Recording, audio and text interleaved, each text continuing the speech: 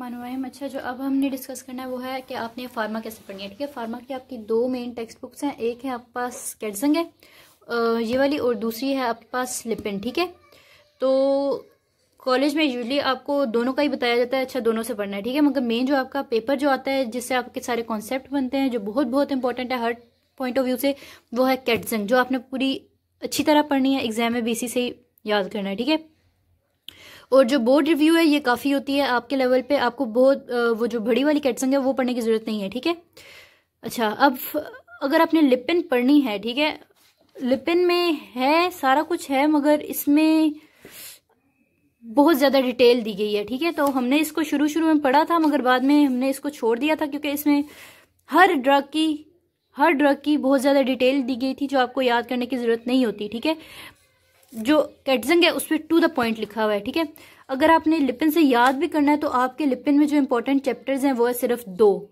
Chapter 1 chapter 2।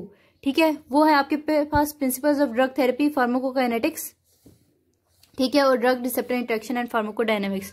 Pharmacokinetics and dynamics वो आपने यहाँ से पढ़नी है। ठीक है, ये लिपिन के पहले दो चैप्टर इंपॉर्टेंट है, ये आपने लिपिन से ही करने हैं। ठीक है, उसके बाद आपने आगे वाले चैप्टर लिपिन से करने की जरूरत नहीं है, पहले दो चैप्टर आपने लिपिन से करने हैं।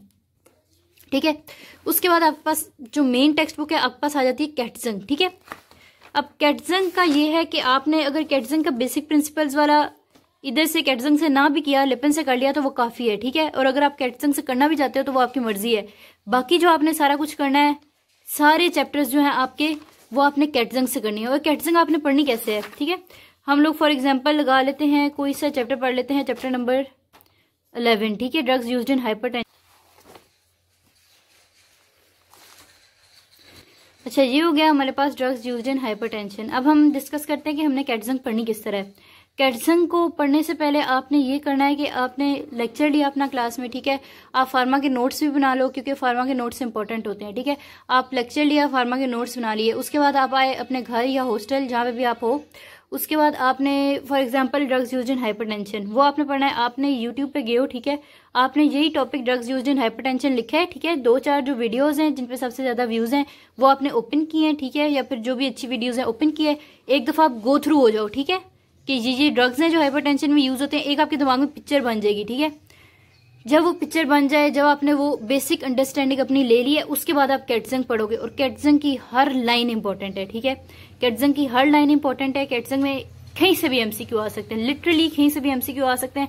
कैटजंग के जो कॉन्सेप्ट दिए हुए हैं सारा कुछ याद करना है, कैटजंग की कोई लाइन आपने छोड़नी नहीं है। ठीक है, इसमें डायरेक्ट लाइन उठा के ना एमसीक्यू दे देते हैं। ठीक है, तो आपने पहले अपने टेबल्स जो है ये अच्छी तरह से याद करना है। ठीक है, आपकी क्लासिफिकेशन बहुत इंपॉर्टेंट है, बहुत इंपॉर्टेंट है। क्लासिफिकेशन आपने किसी भी हाल में नहीं छोड़नी, क्लासिफिकेशन आपने अच्छी तरह करनी है। ठीक है, जब आपकी बेसिक क्लासिफिकेशन हो जाए उसके बाद आप चैप्टर पढ़ना शुरू करोगे। ठीक है, और आपने चैप्टर पढ़ते जाना है, और आपने हर लाइन को बहुत अच्छी तरह बहुत गौर से याद करना है। ठीक है, नोट्स बनाने तो आप वो भी बना लो। ठीक है, और आपने हर लाइन को बहुत अच्छी तरह कैटजंग के अपने कॉन्सेप्ट्स जो है बहुत अच्छी तरह करना है। ठीक है, जब आपने ये चैप्टर कर लिया, आपने इसके एमसीक्यूज करने हैं और इसके टेबल को एक दफा नजर मार लेनी है। पूरा टेबल याद करने की जरूरत नहीं है सच। ठीक है, अगर आपने चैप्टर पढ़ लिया है पूरा तो आपके पास सारा कुछ पहले से याद हो जाएगा, आपने टेबल को एक दफा नजर मार लेनी है। ठीक है, तो आपके पास क्या प्रोसेस है, पहला आपकी क्लास का लेक्चर, दूसरा आपने घर आए आपने यूट्यूब से वीडियोज देखी, और तीसरा आपने कैटजंग पढ़ी बहुत बहुत बहुत अच्छी तरह से। ठीक है, और इसकी हर लाइन बहुत गौर से पढ़ी, और आपके पास बहुत अच्छे कॉन्सेप्ट तैयार हो जाएंगे। ठीक है,